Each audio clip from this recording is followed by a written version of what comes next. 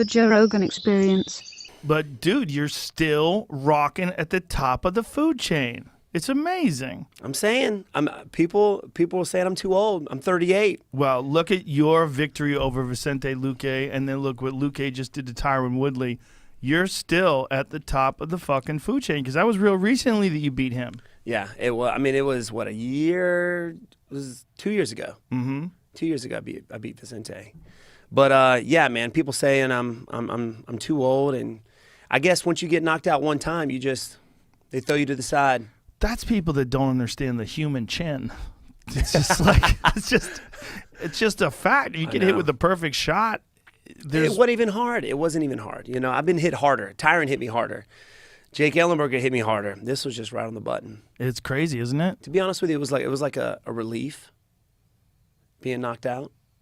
I mean, I've got close to 80-something fights with kickboxing and MMA together, and I've never been knocked out. And it was always one of those, you know, really going into a fight, this is going to be it. This is going to be the time I get knocked out. This is always going through my head. And now that it happened, it's not that bad. It's really not that bad.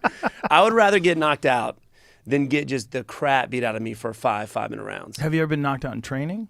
No. So that was the only time ever in your whole career you've been knocked out.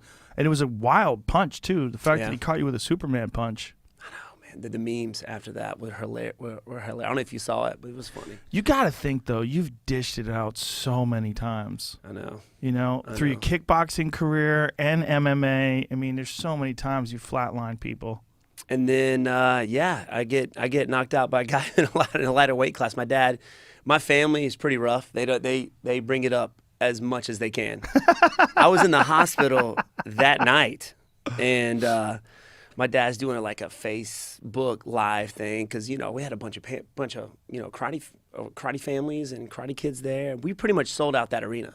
Greenville, South Carolina, everybody was there to watch me fight, and then I get crushed or I get knocked out, and then you know, everybody's want to know how I am, so I did it was probably 2 a.m. Did a Facebook live, and my dad's just eating me alive. Eat me alive. I mean, yeah, I got knocked out. He's like, yeah, by a smaller guy too, and he just let me have it. But yeah, that's how I grew up, man. That's how he is. It is what it is. Yep. You know, you took it really well in terms of like the way you reacted in social media and the way you reacted when you were asked about it. You know, showed poise. Thank you. I mean, what can you do? I mean, you can't just sit there and cry about it. No. You know. Yeah, it bothered me for a while that, you know, why did I not see it coming? I normally see this stuff coming. Do you think you were relaxed when he hit you? Is that what it was? I think it was definitely a distance thing because when I had side kicked, I watched it over and over and over again. I don't remember any of the second round. I don't remember any of it. All I remember is getting up off the stool, looking across the cage, and I see in his bloody nose he's banged up, and I'm like, all right, time to pick it up. I'm going to finish him this round. This was going through my head. That's all I remember. And I got knocked out 5 seconds left in the second round. Wow. I don't remember anything. I don't remember sitting up, talking to him in the cage. People say I was like high-fiving people as I was walking by. All I remember is like these sparkles kind of fade away, and I see Chris Weidman's face right there. He's laughing at me. He's like smiling at me. And he said, if you ask me that again, I'm going to slap you. I guess I asked him the same question. I kept saying, you know, what happened? How did I get knocked out? I got knocked out? Just kept saying that. That's what people do when again. they get knocked out. They ask the same question, what happened, over and over again. It was such a weird thing. And then, you know, not remembering any of that. And then just being in the back. It's like I got teleported there. I was fighting and then I was there. And I remember him helping me trying to answer the doctor's questions. They're like, you know what day it is? I'm like, and Chris is like, Steven, come on, you know what day it is. He's like trying to help me out, answer these questions. But that's all I remember, man, is that. But it was a relief. Like, I have nothing. I mean, what else? I mean, that's like the worst thing that can happen. Why do you feel like it's a relief? Well, you know, it was such a worry. You know, I've knocked out people. I've seen how they are, you know, getting up off the canvas and the you know, what it's done to people psychologically getting knocked out. And that's always been kind of like, how would I handle that? You know, how would I handle that? How would you've seen people get knocked out and they try and come back maybe as soon as possible, which is not a good thing. It's a terrible thing. Yeah, they should give their time, you know, time for their body to heal up. But you know, I've seen people do that. It was always a worry for me. How would I handle that?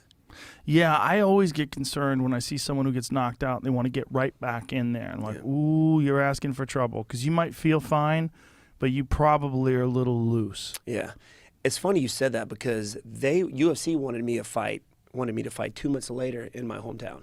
Wow. And the day after, was going to get some breakfast with some friends, still in Knoxville with the fam. And I get a call from Dana, I think it was Hunter. Hey, man, you still wanting to fight in Greenville, South Carolina? Of course, the athlete in myself said yes. Like, I wanted to jump back in there. But then, reality kicked in, and, I look over at my pops, and he's like, I think he already knew who it was. He said that he just shook his head. Who was it that you were supposed to? I don't think we had anybody. The UFC should have made it Anthony Pettis. Mm-hmm. It was only like 2 months later. It should have been Anthony Pettis in my hometown. But, and I didn't find out that the UFC was in Greenville. I found that out watching some fights like So you're saying that the UFC should have made a rematch with Anthony Pettis? Not a or rematch. That should have been when you fought Pettis? Yes. Was in your hometown? Yes, Yeah. we would have sold that out. Catch new episodes of the Joe Rogan Experience for free only on Spotify. Watch back catalog JRE videos on Spotify, including clips.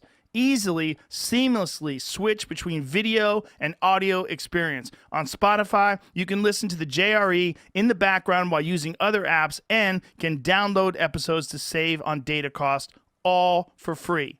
Spotify is absolutely free. You don't have to have a premium account to watch new JRE episodes. You just need to search for the JRE on your Spotify app.